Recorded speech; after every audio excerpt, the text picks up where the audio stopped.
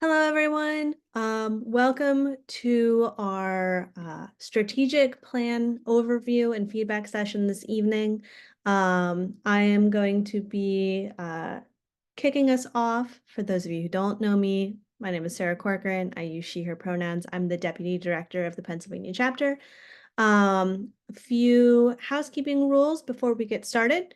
If you forgot how to use Zoom in the last day or so, here is a quick overview of what you'll see on the bottom of your screen. We'll have time at the end of the call for Q&A, so make sure that you are muted right now, but at the end, if you'd like to come off mute and ask your questions, that's more than okay. In fact, we want that.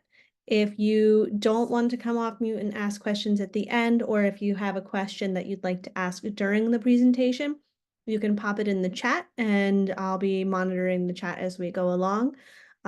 Just make sure that you are muted throughout the presentation so that way there's no overlap of conversations happening. If you would like to rename yourself, if you click on participants and then hover over your name or click on the three dots next to it, you can rename yourself. Feel free to add your pronouns in there if you'd like, or where you're from in the state. You can also introduce yourself in the chat if you'd like to. So with that being said, tonight, Lisa, Tom, and myself will be presenting on different sections of the strategic plan, and I am going to kick it over to Lisa to start out on some back end history. Okay, if you remember, we started this journey over 6 months ago, and I appreciate everybody that participated. So we wanted to get buy-in across all levels of the chapter and some clarity for our new volunteers and staff and the people in the new roles, because it's really important for us to have a strategic plan. It's a guide and it could change over time, but it's something that we can attain and it's measurable. You could go to the next slide. Okay, so it's cyclical in nature.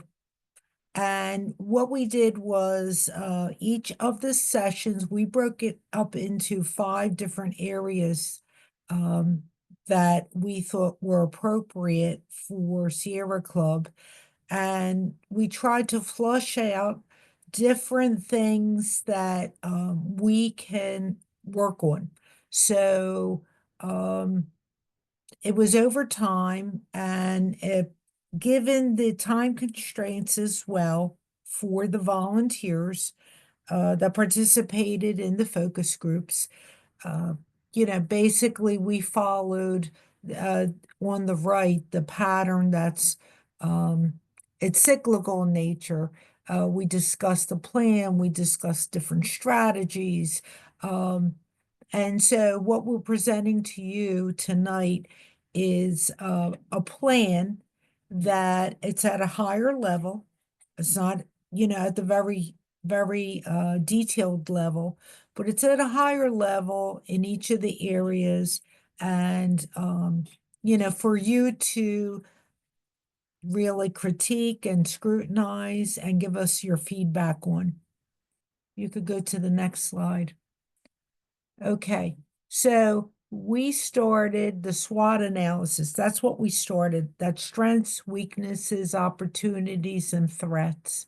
We started that. We did some focus groups were created in October 2023. Gosh, it's been more than 6 months. It's been that long. Okay, we started meeting November to March timeframe. We did some planning and entry.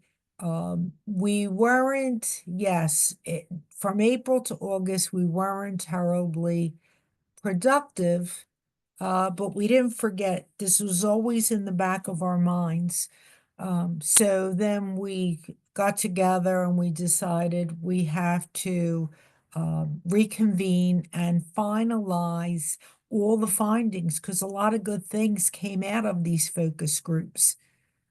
So here we are tonight with what we're going to present, what came out of these focus groups. Next slide, please. Okay, so there were the themes. These were the themes in the SWOT analysis. So we categorized them into leadership development and retention, base building and outreach, climate and energy, financial health, and political program. So we have a set of recommendations, a draft for each of these areas that all funnels up to the major overall strategic plan for our chapter. Next slide, please. Does anybody have any questions? I don't see any hands. Okay. All right, I think it's my turn to Yep. to do the next couple slides. So we got a lot of really great ideas from the focus groups.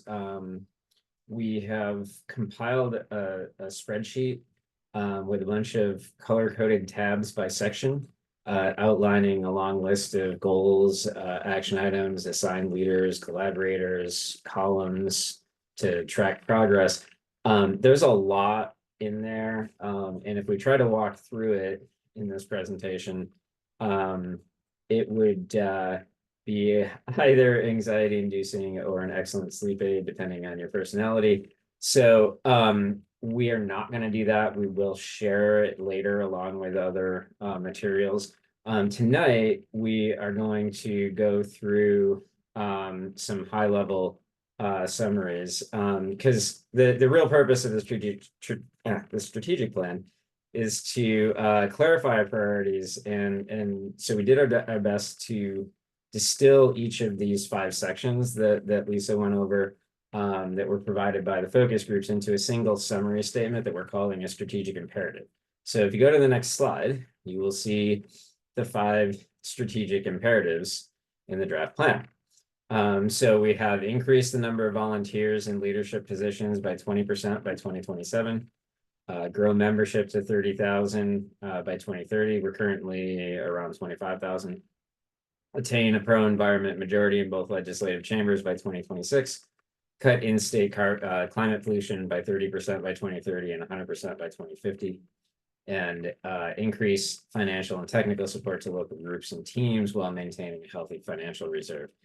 Notice that for the most part, these are quantitative. They provide clear metrics that will allow us to measure progress toward our goal and understand whether we're on track. The 5th one's an exception. I'll explain why when we get to that section of the presentation. But now we're going to walk through each of these and discuss some of the high priority goals and action steps. And Sarah is going to take the first couple. All right. So for the first 2 sections, so I'm going to talk about the leadership development and retention and the base building and outreach sections of the strategic plan. For leadership development, the first goal is increase number of volunteers in leadership positions by 20% by 2027. So currently, there are several roles within the chapter that are vacant, or filled by reluctant volunteers, or being held by a volunteer that also wears a bunch of other hats. And we're hoping that by assessing our volunteer needs and creating opportunity for growth, we'll reduce volunteer burnout and help the chapter and groups be more efficient. So what does that look like?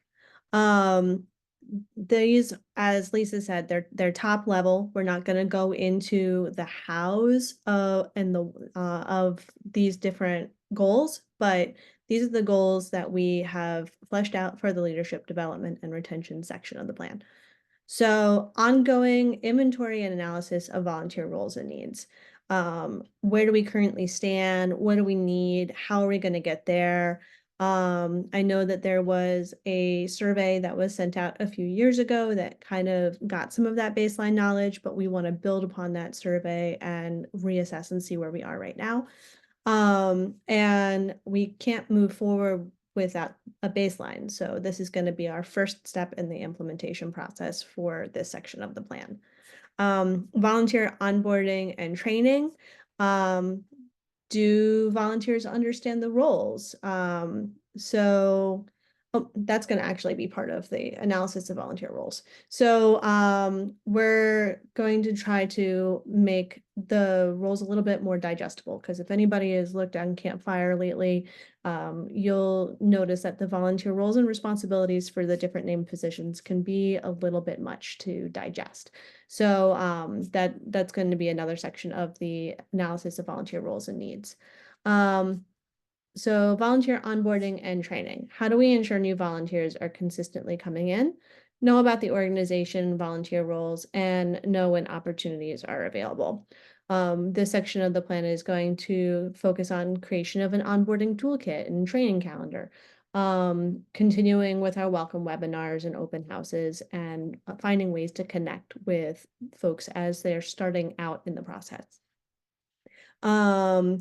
We are going to strengthen internal communication, and you'll see internal communication here and external communication in the next section, because everyone identified communication as an area where we need to grow.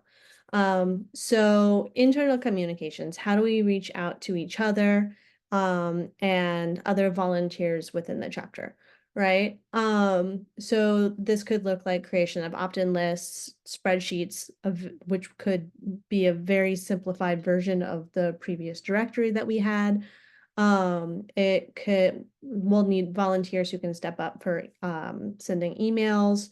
And we're looking at creating a way to track our updates so that we can uplift work happening across the chapter. And that data will be compiled to help us create an annual report, which is something else that was identified as a need within the chapter. Volunteer appreciation and community building. I'm going to discuss that a little bit more in the base building section. There are some similarities between the two, because we had noticed that so the leadership development and retention is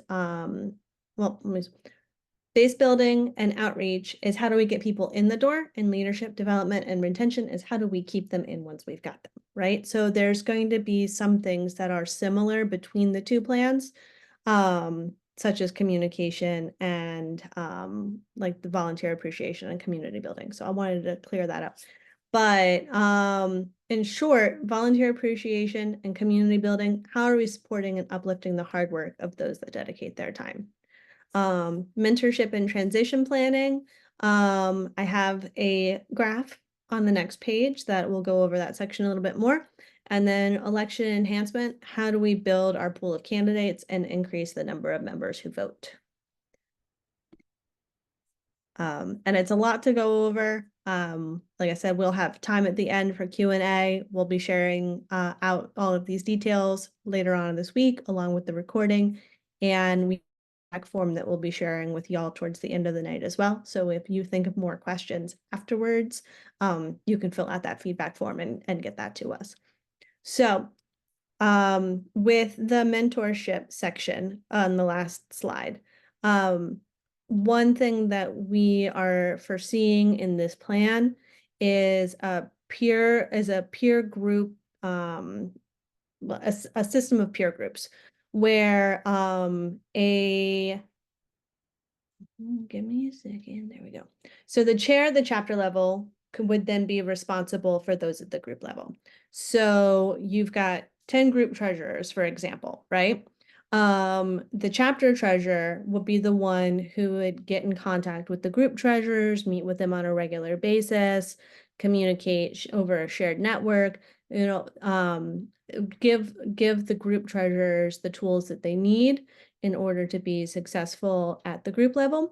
But then they would also feed up at the chapter level, so that way everyone across the board knows what's happening across the whole chapter.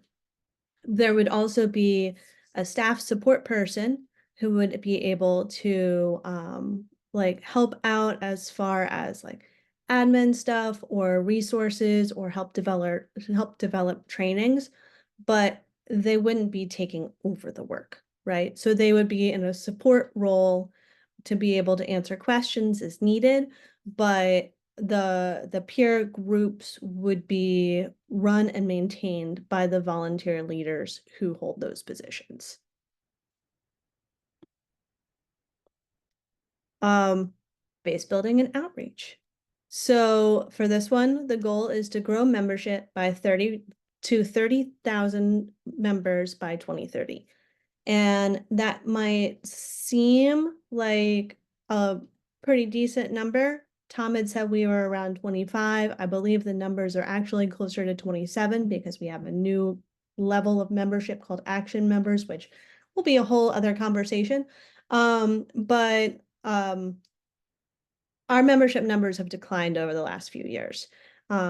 You've seen that, I've seen that, and our allocations are based on member numbers, and volunteers and action takers come out of that membership pool. So it's really important for us to think of a cohesive plan to grow that membership. And 30,000 was an obtainable goal for us, because if you break that down, that's roughly 500 to 600 new members a year across the chapter. And across 10 groups, that's not that large of a number to reach for, right? So how do we do that? Focus on membership, how, right? So we have 4 main goals that we're looking at as far as the base building and outreach: increasing membership, contact and participant growth, social engagements and outreach events, and external communications and media. So increase in membership. How are we going to increase membership, right? We're going to want to work on filling membership chair roles and ensuring that the folks that are in that position know like what resources are available and how to most effectively have that position, right? We want to work on creating a membership growth toolkit. We also want to build a culture of gift memberships and think through what it would look like to have group incentives to hit benchmarks with membership growth. For contact and participant growth, we're wanting to see 10% growth in our contact lists across the chapter and growth in our participant counts. So a contact is someone who signed up for like an opt-in list or takes an online action. They're like, it's like the basic touch point, right? Participants are the next step up. Those are the folks that, you know, go to our outings, that go to our education events. They're the ones that are coming and doing things in person. And so we'll be working on growing our contacts and participants through additional engagement events moving forward. We also want to think about a campus engagement plan, so that way we can reach out to younger volunteers. Social engagements and outreach events. I'm going to go over that a little bit in the next slide. But we'll say the membership chair, they have a lot on their plate. They have a big responsibility within the chapter and within the group level. And so we're going to talk about like how that could be divvied up and how that could be made into an less overwhelming position. And then external communication. So similar to the need for more internal communication, we also want to look at our external communication. I can speak tonight. So how we connect with each other. How are we connecting with our lists? Does that look like building? So we already do new member emails once a month, but thinking about varying the ways that we communicate with our lists, because not everyone interacts with us in the same media, right? And then how are we, like what volunteer roles do we have available for data entry, communications? How are we training folks so that way they feel comfortable with our digital tools to be able to reach out to folks in these different ways?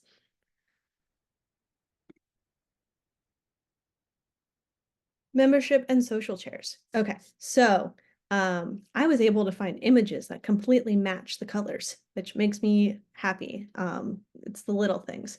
But like I said, membership chairs hold a lot.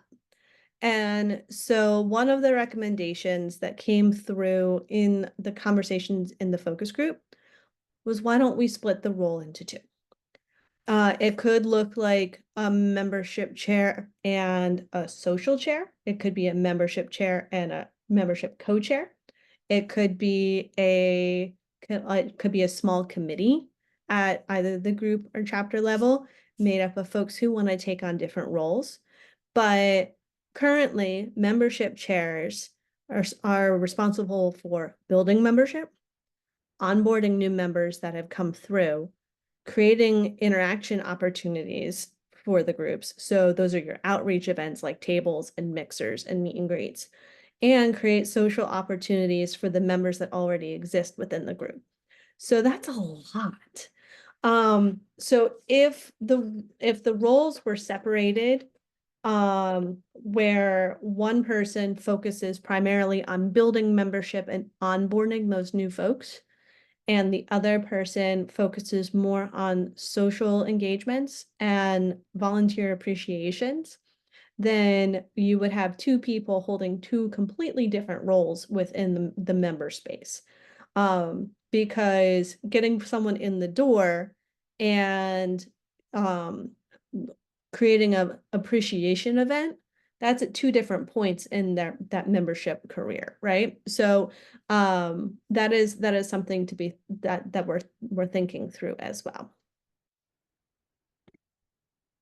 I'm gonna stop talking and I'm gonna drink some water and I'm gonna look at the chat and I'm gonna pass it off to Tom. There is nothing in the chat right now except a couple of things that I put in there. Thank you, Sarah. So our next strategic imperative relates to our political program, and that is attaining a pro-environment majority in both Pennsylvania legislative chambers by 2026. Ideally, we would do it sooner than that. Ideally, we would do it in 13 days. But we're not even going to be adopting this until after that election. So we thought that setting this goal would be perhaps more appropriate. We can do a lot of important work without a legislative majority on the regulatory and legal side, but in order to get transformational change that we need quickly to hit our state level goals, we are going to need a pro-environment majority. The good news about this is that big shifts can happen in a single election cycle. Back in 2022, when Democrats took the House for the first time in over a decade, few people expected that they would flip that many seats. And right now, we only need to flip 3 seats in the Senate. And not that that's going to be easy, but it is doable. And the swing that happened in 2022, it stopped a lot of anti-environmental bills from reaching the governor's desk. We had to play a lot less defense than we are used to. But the fact that we had just a razor-thin majority, and a majority that was constantly in jeopardy because of special elections in the House, and the fact that Republicans controlled the Senate still, prevented any of our really high priority bills from passing. So we need to grow the majority in the House. We need to flip at least 3 seats in the Senate, and hope to be able to accomplish that in the short run. Oh, sorry about the car. Oh, okay, it stopped. Thank you. Next slide, please. Getting a car alarm over here. All right, so a couple of highlights from the political program. Unfortunately, with this, these, for the most part, these tools and programs are already in place. And it's not so much a matter of inventing new things, it's mostly a matter of becoming more efficient with our existing programs and growing them and getting more people involved. So a couple of newer goals on this slide that I'd like to highlight is having to do with fundraising. We want to try to expand our methods of fundraising for our political action committee. Currently, almost all of our money comes through our summer appeal. And we do get a number of donations, you know, toward the end of each election cycle, probably as a result of endorsement emails that we send out and people, you know, getting interested in supporting candidates, but it's rather passive. And so we want to try to encourage more active PAC fundraising so that we can increase our impact in supporting our endorsed candidates. We'd like to try to encourage and support groups to hold fundraising events. And then if they are doing that, to come up with a method of giving the groups more say in how those funds that they raise are spent. We did have a few group level fundraisers this cycle for the first time in a long time, which was great. And we want to build on that. And we'd also try to increase our influence with folks once they do get elected, so that they remember us, right? And in doing that, we would encourage members of political committees in particular, and campaign volunteers to be more directly engaged with advocacy after the fact and plugging them in to things. Ongoing programs like the briefing and setting them up, training them for lobby meetings and that sort of thing. And finally, we're hoping that our political work will be a beneficiary in some ways of our base building and leadership development that Sarah just outlined in the previous slide, that will allow us to help recruit new volunteers to political committees, allow those political committees to do more to provide direct candidate support to endorsed candidates and that sort of thing. Next slide. Okay, so this is the to what end part of our plan. So we're talking a lot about building power. We're talking about manifesting that power politically. This energy and climate section and this climate strategic imperative is kind of the why of it all. The conservation issues that got the most interest in our SWOT analysis last year were around energy and climate, and the majority of our existing restricted funding is related directly or in some cases indirectly to addressing the climate crisis. And so we tried to capture that with this strategic imperative. This is not meant to capture all of our conservation program work. There will be other things, but because there is such a level of existing resources that are being put to this, we felt like this rose to the level of a strategic imperative. So, okay, is there like a, I thought there was more on this slide. I wonder if that needs to be refreshed. What happened here? Yeah, there was definitely several more slides in there. Well, I don't know where they Okay, went. can you exit out of that for a second? Yep. And maybe if we restart it, because yeah, I'm seeing 3 slides following that energy and climate slide. And sometimes if you, I don't know, sometimes the recent updates don't make it in. Ah, there they are. Yes. Hold on.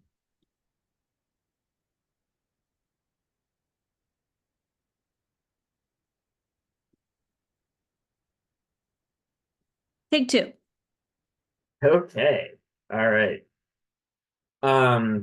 Okay, so the Climate and Energy Focus Group devoted its time to updating our integrated energy plan, which we had already had in place for a number of years, but we update periodically. There are 34 individual policy goals in that. About 2/3 of them are related to legal and regulatory outcomes that we're striving for. About 1/3 are going to require legislation. Not going to get into all of them on this slide deck, although I will hit a few highlights, and you will be able to see them in the table that we circulate. But they fall into four broad categories. One is phasing out dirty power plants. Another is increasing clean renewable energy and reducing energy waste. Third is electrifying buildings and transportation, and the fourth is phasing out fossil fuel extraction and supply. We also created a power map of Governor Shapiro, which frankly, in the aftermath of this election, I think we're going to have to revisit because power dynamics will have shifted. And we know that Governor Shapiro has presidential ambitions, and so we will have to revisit that. But it is important because of so many of those outcomes are really ultimately controlled. He's the ultimate decision maker on a lot of those administrative outcomes, and he's very critical to legislative outcomes, even if he is not directly voting on them. The Democrats do follow his lead, and he's even influential over some Republicans. So we will be updating that. We also in the plan updated our theory of change to be, I think, a bit, in my opinion, a bit more pragmatic than it had been, and more realistic, I think. We want to try to undercut fossil fuel social license. So we can do that by pointing out the ways in which the industry is a bad actor in communities, and harming public health, harming people's quality of life, but also that there are alternatives, that it's something that people don't have to accept. We want to, and we are working currently to build more relationships and trust with powerful labor unions, particularly the building trades, who have a lot invested in fossil fuels, but also increasingly have a lot invested in clean renewable energy. And we found, especially with this slim majority, Democratic majority in the House, very little gets done without trade union support.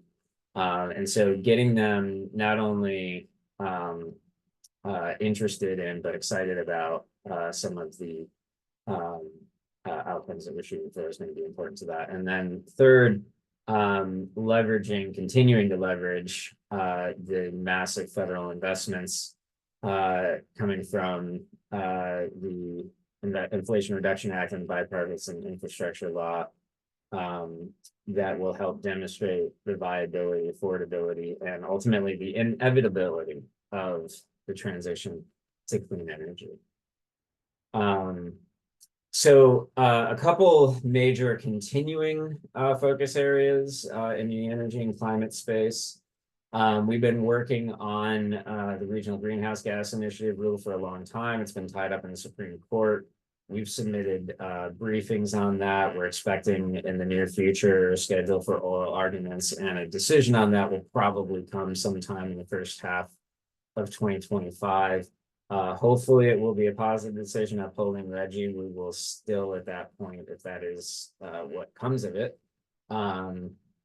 have to implement the rule, push for an equitable and ambitious plan for investments of RGGI proceeds.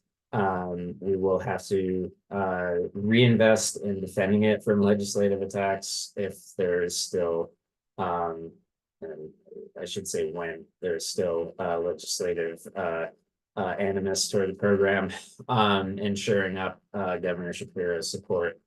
We're going to continue working to increase clean energy standards. This is the press bill that will update our alternative energy portfolio standards and greatly increase the amount, the percentage of energy that needs to come from clean sources, and hopefully, as much as possible, reduce reliance on some alternative but dirtier sources of energy.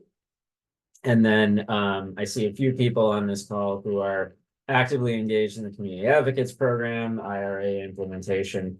That is going to continue for the foreseeable future. I added a little bit of a question mark here, federal accountability, because we don't know exactly what the future holds.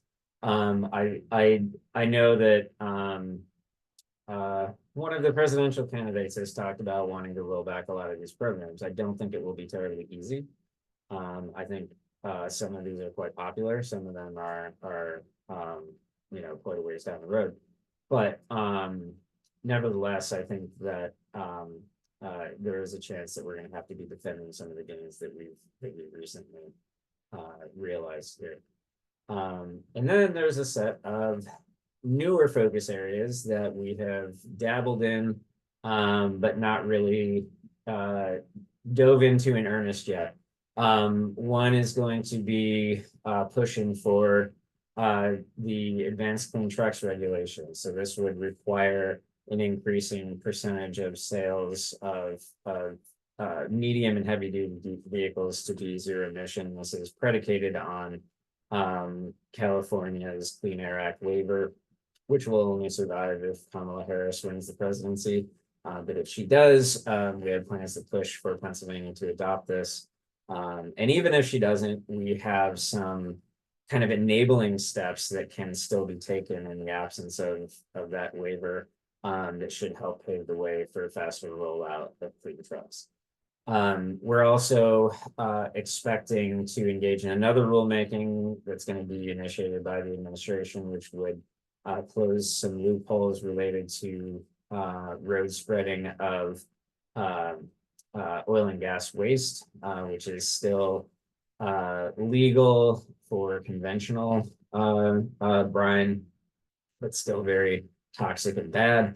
And then we're working to expand our program on oil and gas accountability, waste accountability generally, to try to find ways to limit the ability of fracking companies to dispose of their waste in places like municipal landfills that are not designed to hold it, as well as other questionable but cheap disposal practices.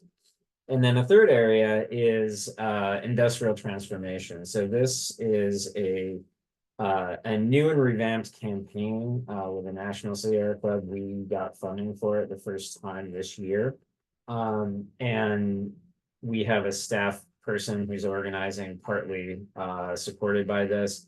I do think that there's an opportunity to expand that work, and I think there's a huge need for it in Pennsylvania because industrial sources are now the largest sources of greenhouse gases in Pennsylvania. And through the Inflation Reduction Act, Pennsylvania adopted a plan called RISE PA. I forget exactly what that acronym stands for, but it's through the Climate Pollution Reduction Grant Program, and it is focused entirely on industrial decarbonization. Has some very good, promising elements in there, some things that we may consider false solutions, and I think it's an area that's really ripe for us to engage, and an opportunity, I think, for us to really do some of that relationship building with labor, because they're very interested in this issue as well. And I think that's it for energy and climate. So the last focus group and strategic imperative is related to financial health. And so this one is a little bit different in that it's not expressed as a quantitative measurable goal, but we still aim to track progress toward it. So we want to increase financial and technical support to local groups and teams while maintaining a healthy financial reserve. A healthy financial reserve is important because we have seen recently, especially, that funding levels can change from year to year, whether it's internal funding or external funding. Some chapters were very hard hit by the change in the chapter funding formula, for example, even though on average chapter funding went up. The Pennsylvania chapter was fared better than many in that regard. Our chapters never had to lay off staff due to funding shortfalls, but we've come close, and we are committed to avoiding that. So we want to maintain a healthy reserve. But it may seem odd to include support for groups and teams in the financial health strategy, but the rationale there is that we want to try to continue to find ways to invest in groups and other grassroots structures more systematically, even when finances are tight, to ensure that volunteer leaders feel supported in their work. So what exactly is a healthy financial reserve? We have a couple of folks from the Financial Health Committee who can speak to this a little bit during the discussion part.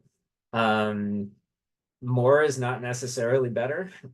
Some of the chapters with the highest reserves are the ones with the least amount of programming, and that's not what we want.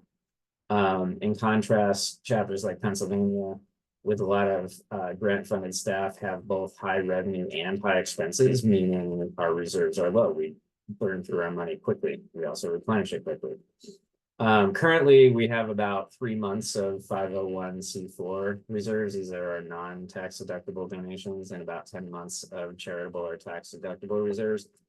In the short run, we want to maintain that because we're facing a fair amount of uncertainty on an ongoing basis. But in the long run, we're hoping to grow it over time and get to somewhere in the neighborhood of 6 to 12 months, respectively, of reserves. And we also want to make sure that we're improving processes for reporting, providing training opportunities for treasurers, building a bench of folks who can perform treasurer duties at various levels, including for our PAC.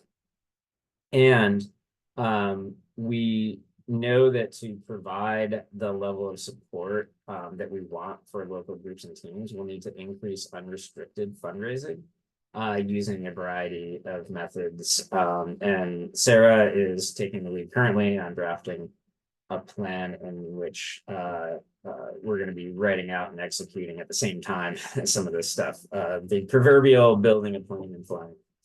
And I appreciate Sarah's work there.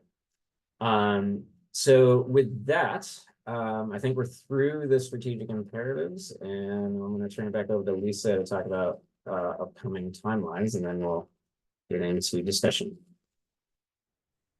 Okay, so we had the webinar, and then we would like your feedback. If you have any questions, you can send them to us. On the last slide, I believe, is our contact information. Even if it's not an area that you're real familiar with, you got questions, send them to us. But November 8th is going to be the cutoff for the rest of the feedback for this draft plan. And then what we intend to do is on November 16th, we're going to review and vote on this at the executive committee meeting, the XCOM meeting. So this was like we're vetting this and sharing this presentation with you so that it'll be ready, hopefully, for the next XCOM meeting. And then we have to implement it and then do what we think is going to be an annual review with updates. It may be every 6 months. It's really going to depend. It depends on what's going on if something drastically changes, maybe the results of the election. So it's a living document, as we said initially, and it's something that we're going to use as a guide to run this business. So, and it's measurable. It's also measurable. You could go to the next slide. So here's our emails. If you have any questions or you have any suggestions for improvement, you can email any one of us. I worked personally on base building and outreach, and also worked as part of the team on the financial health. But we're knowledgeable in the different areas. So just feel free to email us, or if we have 12 minutes left, you have any questions now? So we actually scheduled this for 90 minutes. Not that everyone wants to stay the whole time, but we can stay a bit longer if need be. Also, there are folks in the audience who were on one or more of the focus groups, and so doesn't just have to be the three of us who engage in the Q&A. If somebody has a question and somebody from that focus group wants to talk about it, this can be a group thing as far as I'm concerned.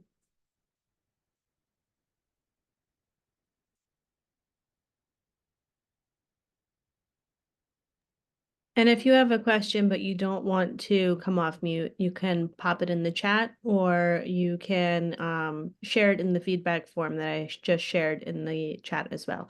Jim, I see your hand raised. Go ahead. Yes, Sarah, comment on the membership chair role and elevated importance that I see in the strategic plan. I don't know that I have a comment, but a question, but I have a concern that there are so many roles, and often, in my experience, both at the chapter and group levels, by the time we've got people raising their hands for chair, vice chair, secretary, treasurer, outings leaders, just we're out of people. We're out of XCOM members to fill the roles of membership chair. And now you're suggesting it should be two people. And yeah, I just wonder if there was any thought about how to fill these roles with maybe, volunteers external to the XCOMs, or or are we saying that this year it's more important than what? Conservation chair, more important than outings chair? So the first step, Jim, is getting membership chairs and getting that position filled. This overview kind of encompasses both the short-term and the stretch goals for the strategic plan. So no one is saying, let's have 2 membership chairs straight out the bat, right? That's kind of like the wish list item of where we want to see ourselves moving towards. So as far as the base building and outreach section goes, first priority is going to be identifying volunteers who want to take on a membership chair role and ensuring that they have the training and the resources needed to at least be a membership chair before we start looking at how can we build up either a co-chair or a committee of folks who are interested in working on some of those other aspects to take some of that work off of the membership chair's plate.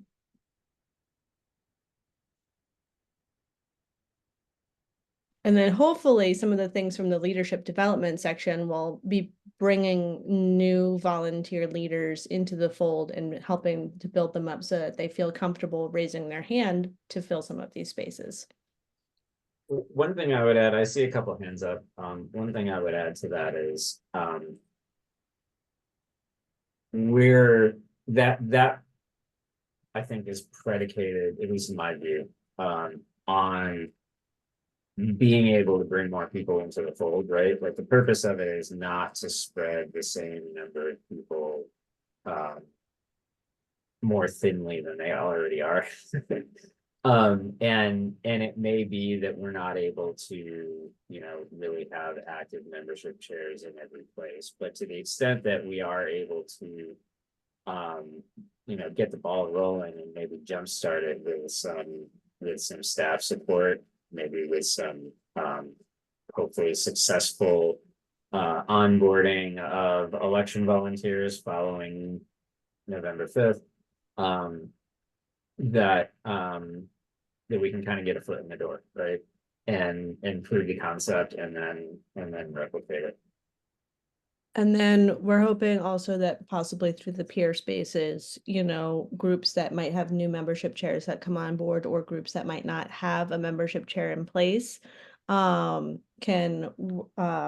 get the same resources as some of the other groups and be able to get help from the chapter level membership chair. On Stack, I see Howard next and then Justina. Howard, did you want to come off mute and voice your comment or concern? Yeah, concerning the political program, I have a suggestion.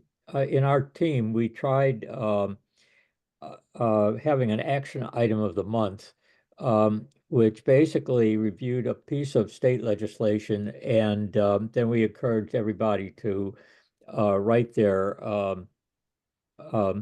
state senator, state representative, and we would have a guest speaker in connection with that particular piece of legislation. And it was very successful.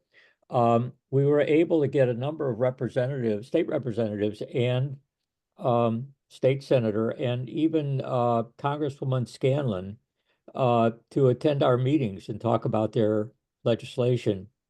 And by using that for publicity, we got a great increase in the number of people attending. And I would ask if you would consider doing an action item type program statewide, in which all of the various groups would choose the same action item and push it for several months. Consider how that would help tie the state legislators into the Sierra Club. And also, it would give Jen Quinn a tremendous amount of support if our legislators could start getting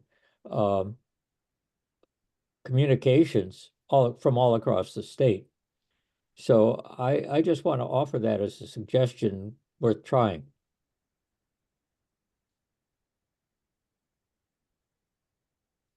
Thanks. I am taking this. And we'll think about how we can do that. All right, Justina, you're next.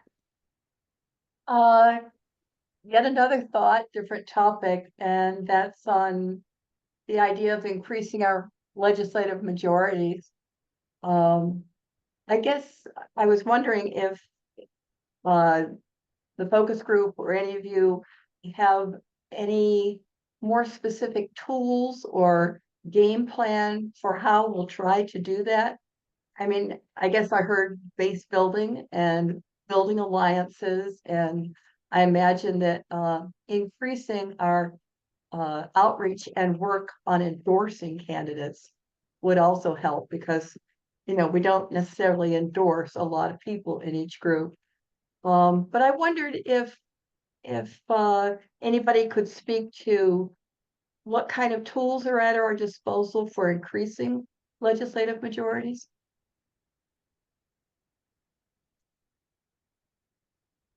So I don't see anyone from, well, I don't see the two co-leads of that focus group here tonight. So I can try to pinch it unless there's someone else who participated in those discussions who wants to.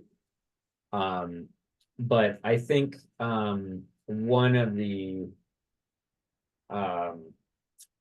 there's a couple of things that we do in theory and to a certain degree in practice, but we could get a lot better at, right? One of them is raising more money for the PAC and being able to provide bigger donations, particularly in House races where historically we have actually made a difference in seats, particularly in off-year elections. And that is going to require, in order for that to be successful, kind of a more broad-based approach to fundraising. I think more importantly, honestly, is making sure that we're helping political teams be set up to support endorsed candidates more visibly and consistently after endorsements, right? And we do that. Some groups do that very well. Some groups do it less well. In some cases, individuals will do it, but not, necessarily visibly as Sierra Club members. And I think it would actually help if we're able to be more visible in that respect, in terms of people understanding, like, hey, they really showed up for me, I need to show up for them. So those are a couple of things that come to mind. It is I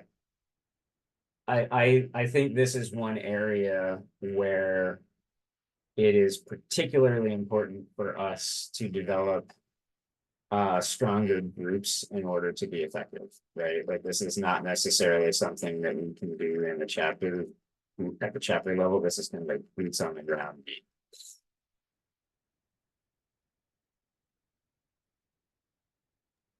Thanks, Tom. That's helpful. Does anyone else have any other questions?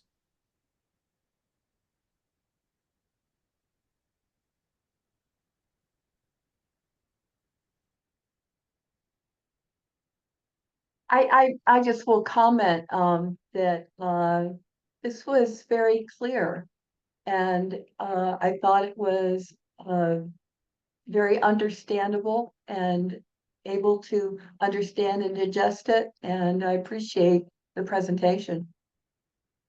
It took a lot of work, I can tell. I agree. I think you guys did a really good job of getting all of that little chunks of information organized into something really understandable. Nice work, guys.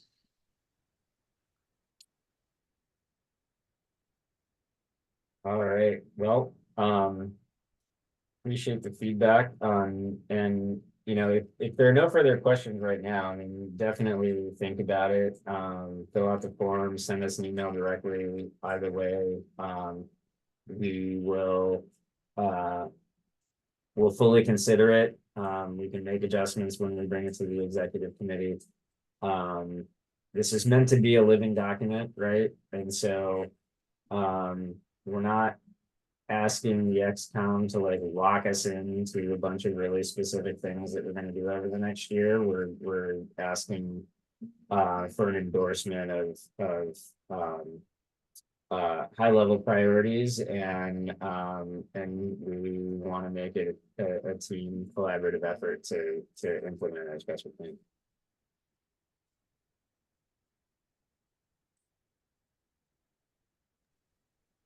All right, with that being said, I'm gonna go ahead and stop recording, and this will be shared out with the leaders list. We will not be sharing the recording out publicly, so you don't have to worry about everybody under the sun finding it on our YouTube page.